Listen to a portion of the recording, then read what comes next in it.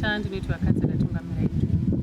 Ndiri mudzimai ana makore 43, ndiri councillor kuward 20 kwaSeke.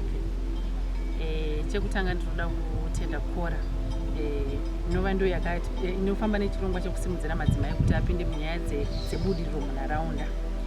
Zvinova zvinhu zvakandipa a step ahead as far as my leadership is concerned. Madzimai igroup ravanhu vanga vari very silent as far as development is concerned.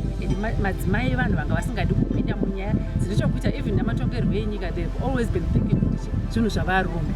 But at the moment, Kora after that a lot of lectures now vachitidzisa ndakakwanisa kutaura namadzimai akanzwisisa akasimuka kuti they want to participate munyaya development. Patakamira pano panonzi patagarika primary school takavaka chikoro namadzimai, ndo madzimai anosimuka kuenda kunotakura jecha, kunotakura matombo, kurova zvidhina vachinzwisisa kuti navo vakunzwisisa kuti upenyu hwevana vavo huri mumaoko avo. Zvakare without the women's help vana havana kwavanoenda. Tichishanda na kansela vedu ivava ndofunga jecha matiriona rasvika ndo zvimwe zvezvinhu zvatiri kuita. Takatembenge tichienda kumakomo uko tichinotakura matombo nengoro dzedu tichibva nadzo kumisha tichiuya tichisaplaya pachikoro pedu pari kuvakwa kuti tizame kubudirira pakuvakwa kwechikoro chedu ichi semadzimai emunharaunda. Kunokuti takasaririra panyaya yezvikoro yedzidzo yavana iyi, asi zvavakazotiitira vari kumira chaizvo zvokuti iko zvino zvanga zvisipo zvave kuitika.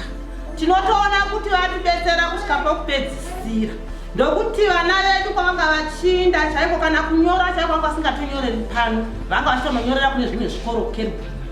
Asi tinoona kuti kushinga kwavakaita uku pamwe chaiko garo rinototevera iro vana vedu vachagona kuzotonyorera pano. Tatine dambudziko nenyaya yechikoro chaicho. Vana vachipindira imo muno makadai zvanga zvisina kunatsoita zvakanaka nekuzvidzimba zviri kokoko. Asi papindira kansela izvozvo takutotasa rimwe bhloko rechipiri ende vane muono kuti tichibva pabhloko rechipiri riri kuvakwa iri takutoenda kudzimba dzematicha. Madzimai vacho tiri kudzidziswa kugeza chaiko. Vari kutikurudzira kuti munhu anofanira kugeza uchinotengesa zvinhu zvako wakageza. Saka tina mai vanotikurudzira zvakanaka.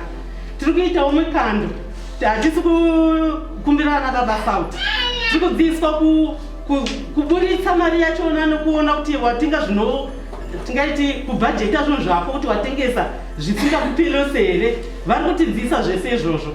Commitment inoitwa namadzimai patakataura navo inotondityisa and I'm very happy about it. Ende inyaya inotoratidza kuti ramangwana ravo rakajeka. Kunyange mumakommittees emumusha, kunyange mumakommittees ekukanzuru vakupinda vachiparticipate, vasimudza nzvimbo dzavo. Madzimai ari kuno ari kumira aivona zvekutamba.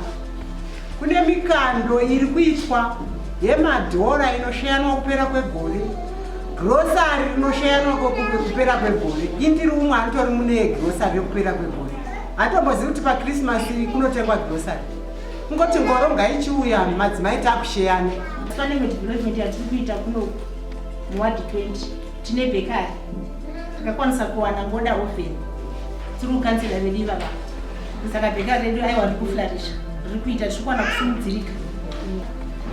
Tanga tisina kliniki, tanga tisina kokurapwa.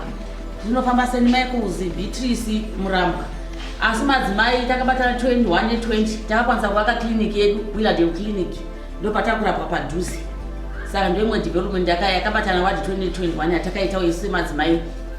Inini semudzimai personally ndakanga ndisina confidence mukudhila nevanhu publicly. I used to think kuti varume ndo vanogona kuti controller kuti zvinhu zviende mberi. But inini personally I developed communication skills. Ndakukwanisa kucommunicate navo zvakanaka madzimai tichibudisa nyaya dzedu especially dzebudiriro, kuvakwa kwemakliniki, kuvakwa kwezvikuiswa kwezvibhorani. They now participate, even vanotoramba kuti chibhorani ngachiiswa pakati, ngachiiswe pakati nokuda kwezvakati, which is very good munyaya development madzimai nokuti ndo vanoshandisa mvura in the day to day living mukati menharaunda.